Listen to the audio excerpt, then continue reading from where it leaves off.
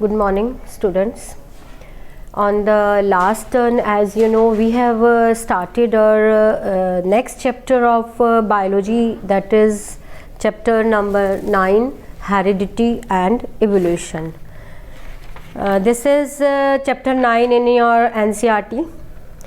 So on the last turn we have discussed definition of heredity, and I hope you must remember that is transmission of characters. These characters may be resemblance with parents or variation with parents. So transmission of characters from parents to offspring is called heredity. Transmission of characters from one generation to another generation is called heredity. So on the last turn we have discussed that. Beside that we have discussed about inherited traits. Inherited traits, as we notice that the offspring of the same parent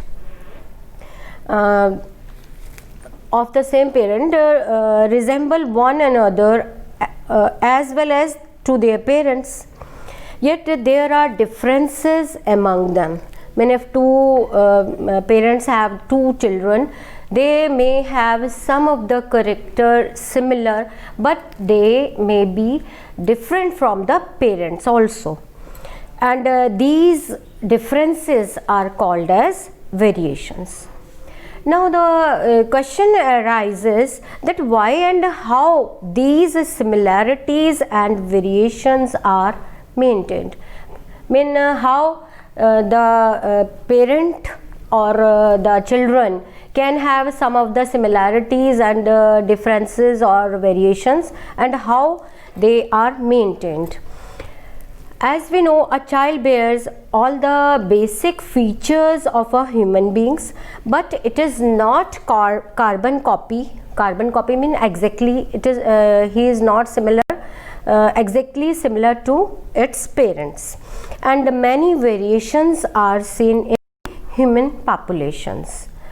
These variations may be like the color of eye, hair, or rolling of tongue, fusion of ear lobes, height, complexion, body structure, etc. So these are the variations which are seen among the children having the same parents. In human beings, both the parents contribute equal amount of genetic material to the child. This means that each character or trait can be influenced by both paternal and maternal DNA. So there are two versions for each character in a child. Which of these two versions will be expressed in the child? From two versions, which will appear or expressed in the child? So to find out this, Mendel was the first scientist or biologist who worked out the rules of such inheritance. He studied the inheritance of contrasting characters. Contrasting characters like if we take the character height and its two traits may be tallness or dwarfness. So he studied the inheritance of contrasting characters and worked for this on the garden pea plant, which is also called as Pisum sativum. Its scientific name is Pisum sativum. So Mendel was the first who has worked to find out this inheritance, character of inheritance. Mendel he was a monk in a monastery, and he contributed conducted experiments on garden pea plants in the garden of monastery, but his finding remains unknown until his death. But his findings form the basis, and his findings form the basis of the science of genetics. That's why he is also called as father of genetics. So Mendel, as we have discussed earlier, he was the father of genetics, or he has given the rules for inheritance. Mendel selected garden pea plant for its some special features. When he has selected pea plant because it has some special features.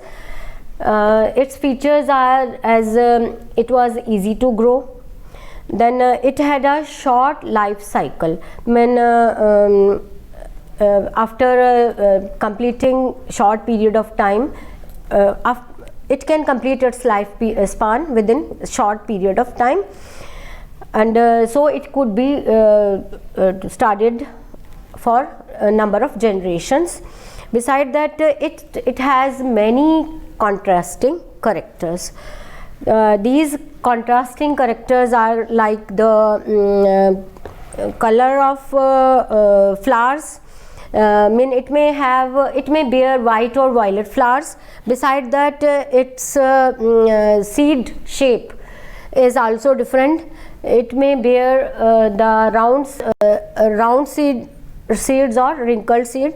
Beside that, its plants can have tallness. Its plants can be tall or dwarf. So due to this reason, Mendel has Mendel has chosen pea plant for his experiments. He conducted breeding experiments in some steps.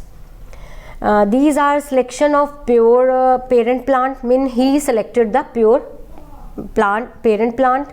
Then production of first generation of plants by crossbreeding. By crossbreeding he has produced the first generation. Then raising of second and subsequent generations by self fertilization of hybrids.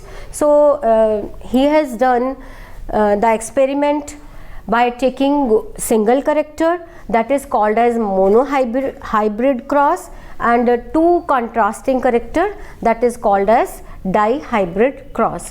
So we take the example of monohybrid cross. He has taken parent plant as male when tall and female dwarf.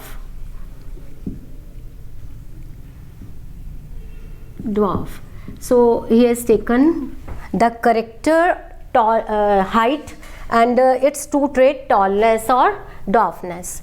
Then he has represented the tall character like capital TT and dwarf character like small tt. He has crossbreeded it. Now the gametes were separate. Gametes are from this, gametes are like that, TT, and from this small t and small t. In first generation, he has found that when he crossbreed that, then he found that all plants are tall, all tall. So this is the F1 generation. After that, he has crossbreed the F1 generation.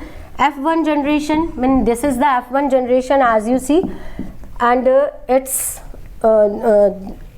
it is represented as capital T and small t, and here gametes that separate like that, capital T, small t, capital T, small t.